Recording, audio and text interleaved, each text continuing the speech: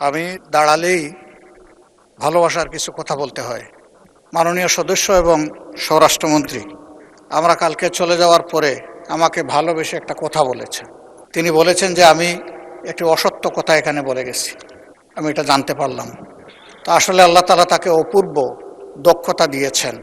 Just বোতলটা পরিবর্তন করে মেটেরিয়ালসটা ঠিক রেখে তিনি সত্যকে মিথ্যা হিসাবে এবং মিথ্যাকে সত্য হিসাবে চমৎকারভাবে পরিবেশন করতে পারেন।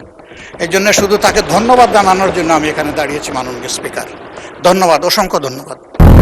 200 বেশি সার্ভিস ও ফিচারে লেনদেনের সব বিকাশ অ্যাপে সম্ভব। মাননীয় স্পিকার, আপনাকে ধন্যবাদ।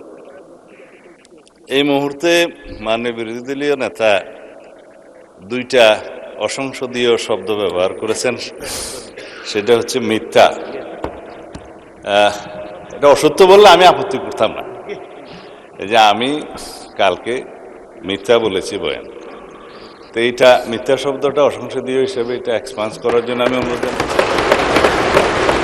দ্বিতীয় কথা হচ্ছে, আর কালকের বক্তব্যের প্রেক্ষিতে আমি বলেছিলাম মাননীয় বিরোধী দলীয় নেতা এখানে একটা অসত্য বক্তব্য উত্থাপন করেছেন।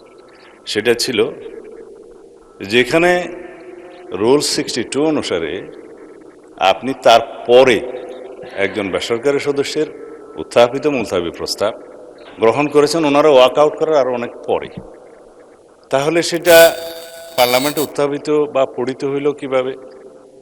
সুতরাং আমি বলেছি সেই বক্তব্যটা অসত্য। বিভ্রান্তিটা এখানে মাননীয় স্পিকার, একই বিষয়ে একই প্রস্তাব একজন স্বতন্ত্র সংসদ সদস্য এনেছিলেন।